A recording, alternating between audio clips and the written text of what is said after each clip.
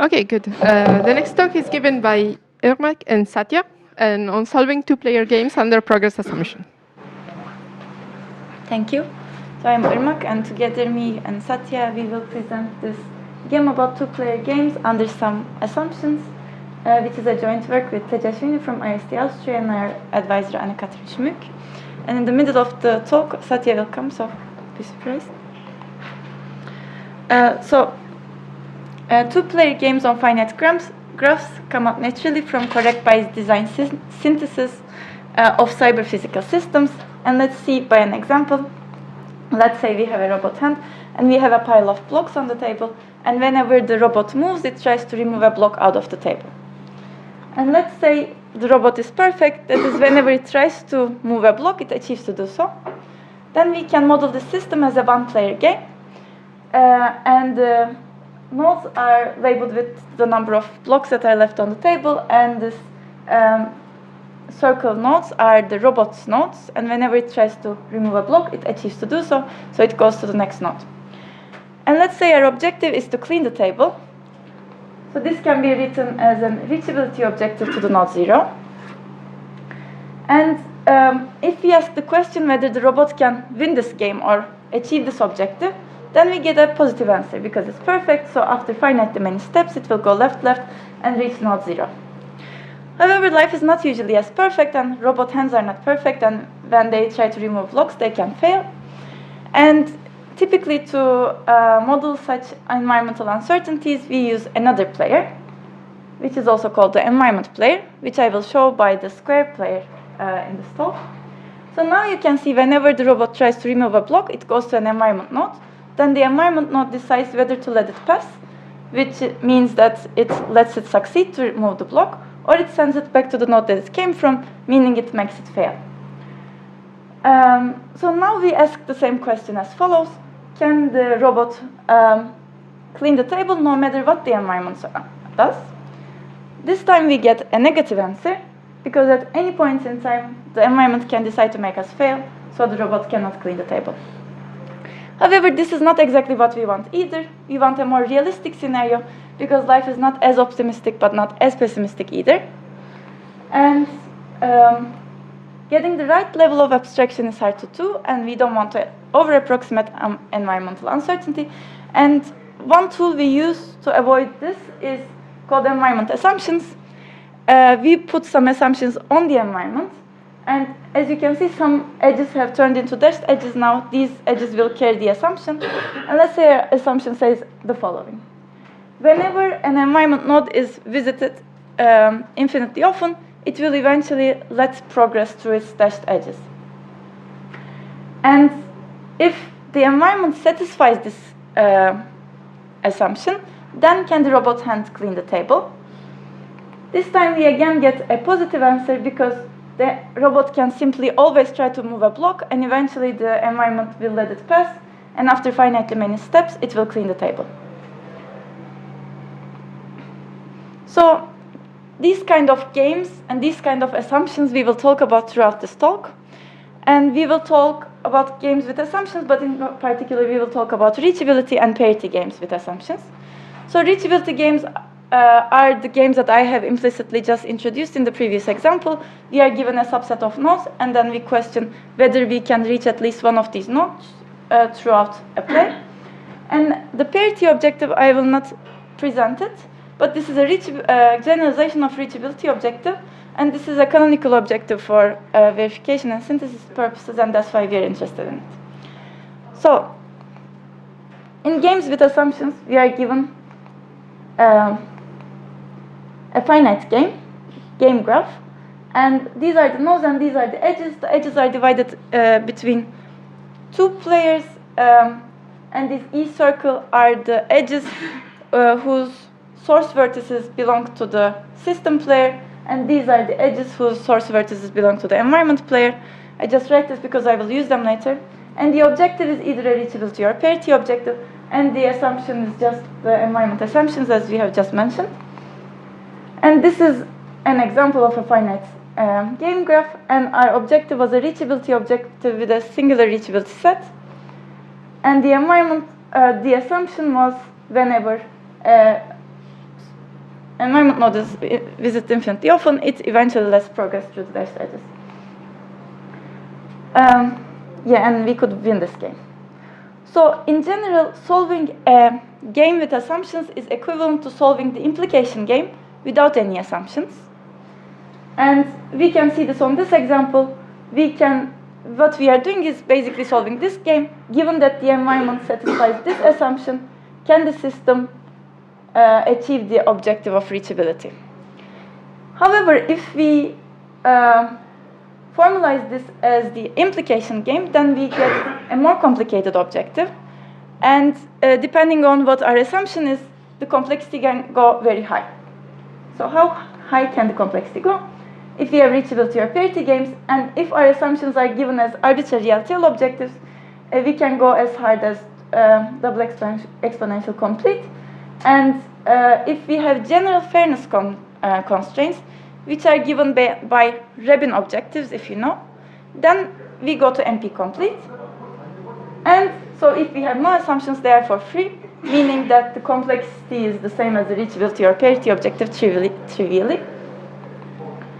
And what we will do in this talk, we will look at these 4 assumptions, and we will try to place them in this line. And the running question will be which assumptions can be handled for cheap or better for free.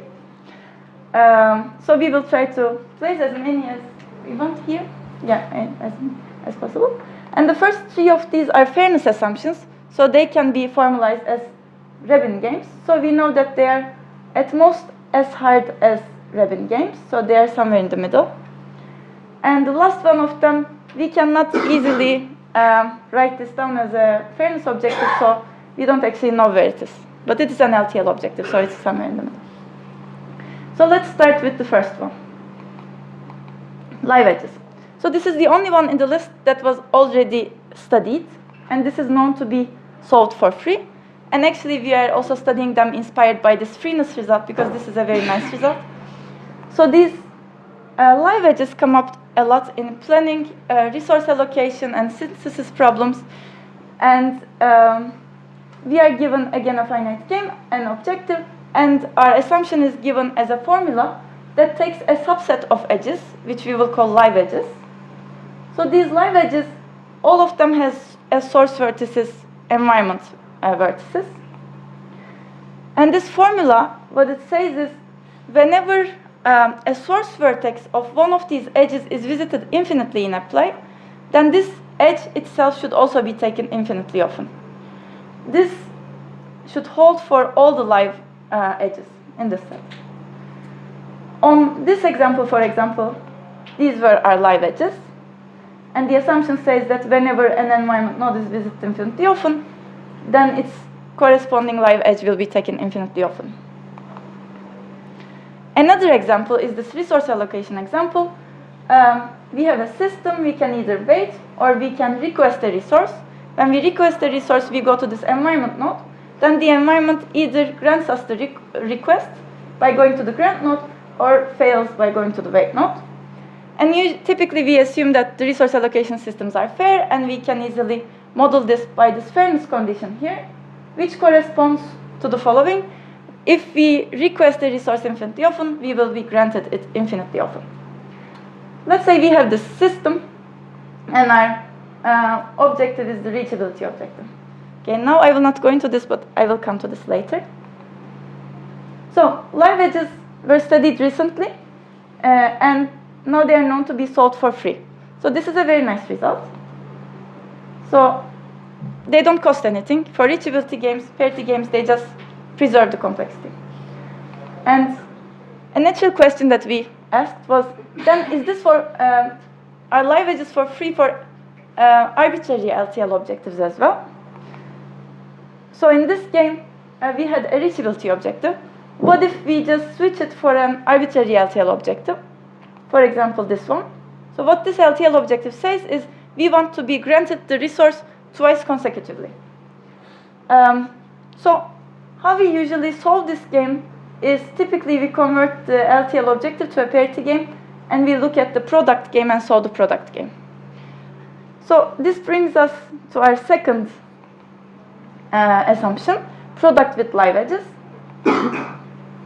Ouch. Okay, so this is the product of this game. And if you look at this game, we still have some dashed edges. So these dashed edges come from the splitting of the live edge in the original game by the product. And a natural interpretation would be, what if we also interpret these dashed edges as live edges? But actually this doesn't work out, and let's see why it doesn't work out with an example. So on this example, we actually lose. Because, well, we can just request a resource, but the environment can choose to grant us and not grant us the request alternatingly. So then it satisfies the assumption, but we are not granted consecutively at any time.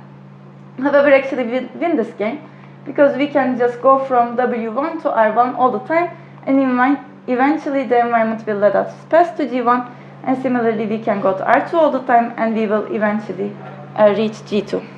So this means that we cannot just interpret these dashed edges as live edges. So how should we interpret them? So let's remember that the interpretation here was as follows. If R is visited infinitely often, E will be taken infinitely often. And the correct interpretation in the product game is as follows. If R1 or R2 is taken infinitely often, then E1 or E2 will be taken infinitely often. So this is more complicated. And in fact, we show that product with live edges is equivalent to something that was previously studied. This is called live groups. And in live groups, the assumption is given not as a set of edges, but as a set of groups of edges this time. Just like what happened when we splitted stuff. Now we don't have edges, but we have groups of edges. And this LTL condition says that whenever the source vertex of an edge from each group is visited infinitely often, then some edge in this group will be taken infinitely often. Not necessarily the same edge. So an example would be this one. We have a singular edge group here, E1 and E2.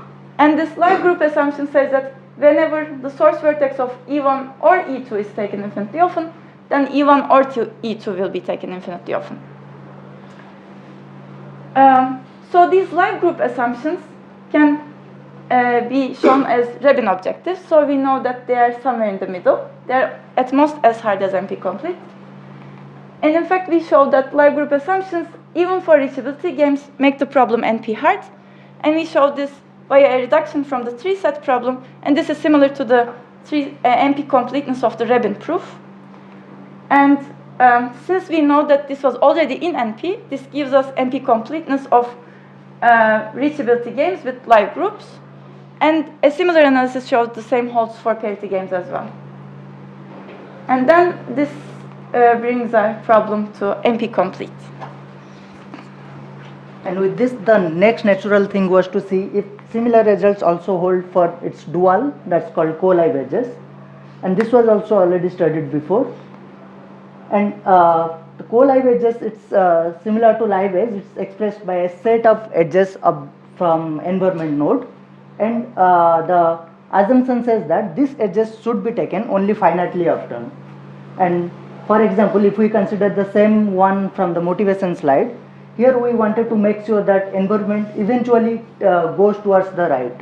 And here we can also express this assumption using co-live edges by making this dotted edges co-live. That means we want to make sure that environment takes these dotted edges only finitely often. That will make sure that environment will eventually take the edges towards the right side. And the way we solve games with such co-live edges is as follows.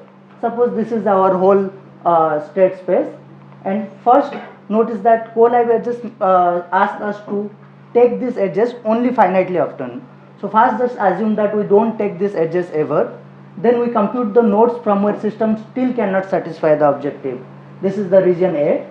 So even under this strong assumption, system cannot satisfy the objective.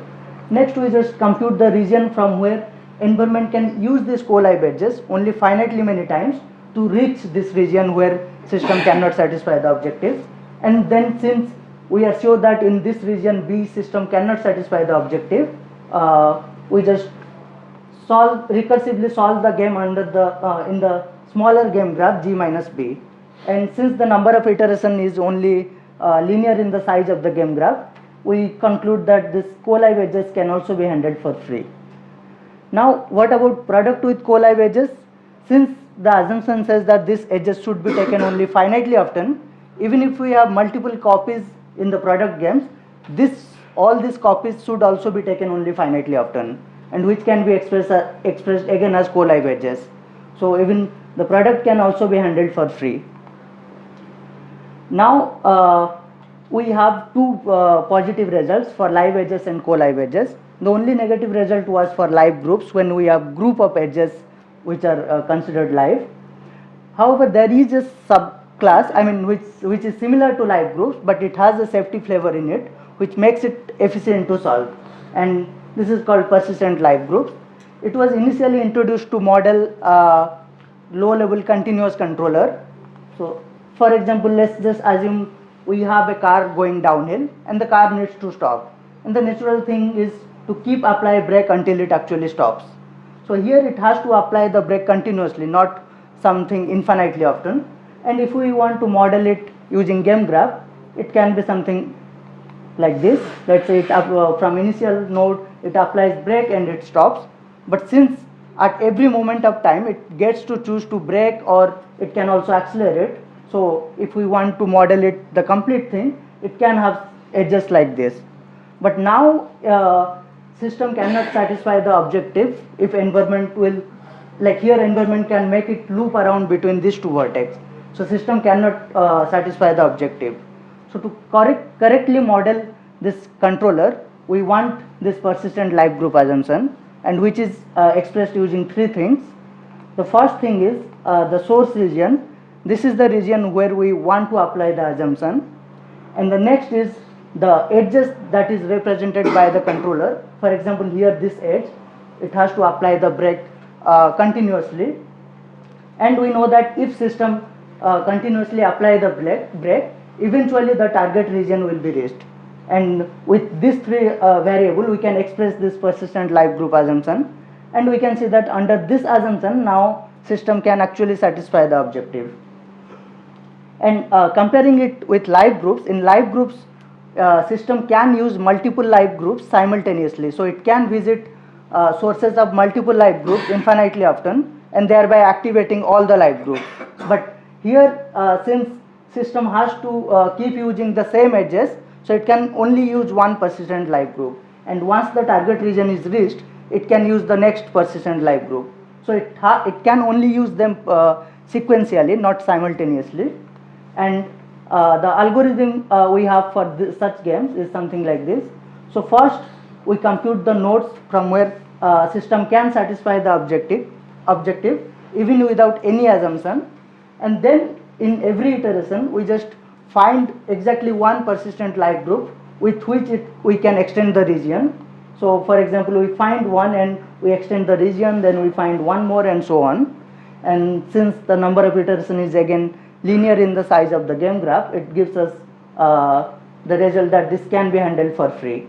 And again, since the live groups already has group of edges, the product will also be expressed as persistent live groups, and this can also be handled for free.